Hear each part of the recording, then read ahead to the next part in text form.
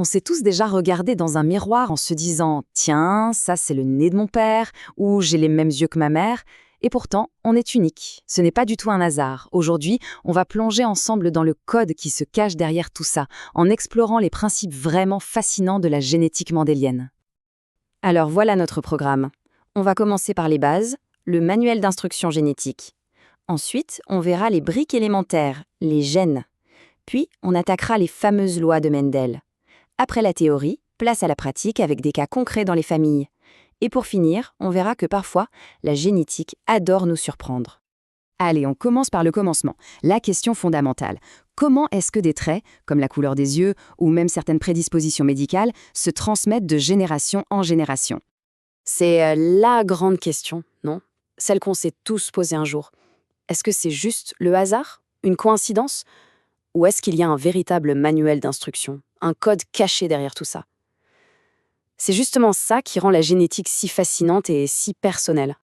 Bon, pour pouvoir répondre à cette question, il faut d'abord qu'on parle le même langage. On va définir quelques termes clés. C'est un peu comme apprendre l'alphabet avant de se lancer dans la lecture d'un roman. C'est parti. Le premier mot à connaître, c'est génotype. En gros, c'est le code source. C'est l'ensemble complet de toutes les instructions génétiques héritées des parents. C'est l'information brute, la recette de cuisine dans son intégralité. On ne le voit pas, mais c'est lui qui est à l'origine de tout. Et ensuite, on a le phénotype. Ça, c'est le résultat visible, ce qu'on peut observer. Pour continuer avec notre analogie, si le génotype est la recette, eh bien, le phénotype, c'est le gâteau une fois qu'il est cuit. C'est l'expression des gènes. Mais attention, l'environnement joue aussi un rôle crucial dans le résultat final. Mettons-les face à face pour que ce soit bien clair. Génotype, c'est le code, la recette. Phénotype, c'est le résultat, le gâteau. L'un, ce sont les instructions, l'autre, c'est l'expression observable. C'est vraiment la distinction fondamentale à comprendre en génétique.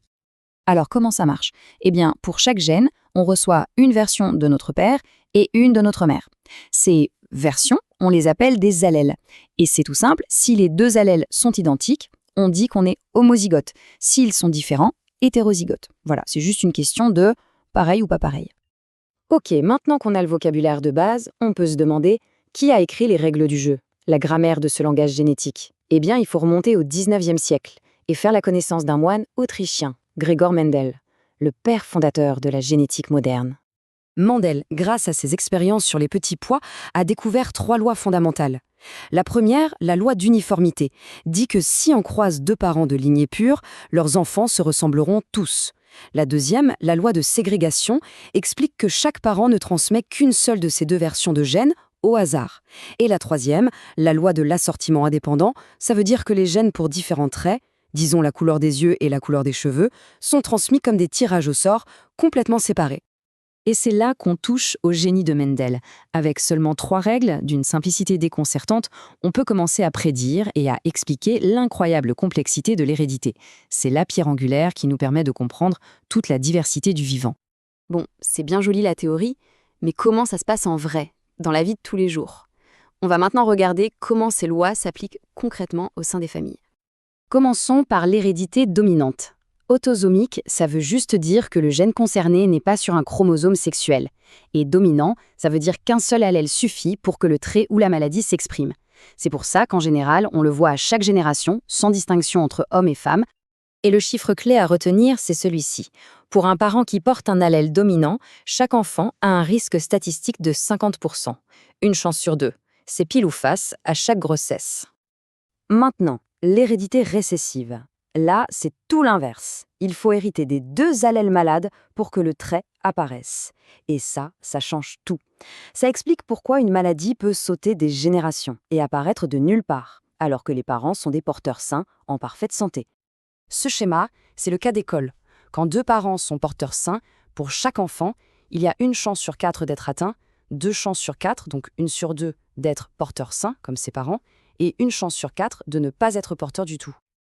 Et là, attention, petite subtilité statistique qui est assez contre-intuitive.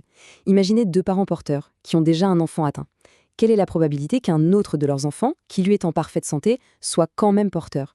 Spontanément, on dirait 50%. Eh bien non, c'est 2 chances sur 3. C'est fou, non? L'explication est simple en fait. On sait que l'enfant n'est pas malade, donc on élimine le cas atteint. Sur les 3 possibilités restantes, 2 sont des cas porteurs, d'où les 2 tiers. Un autre cas de figure, l'hérédité liée au chromosome X. Comme les hommes n'ont qu'un seul chromosome X, ils sont beaucoup plus souvent touchés par ces maladies. Mais l'indice numéro 1 pour la reconnaître, c'est qu'il n'y a jamais de transmission de père à fils. Pourquoi?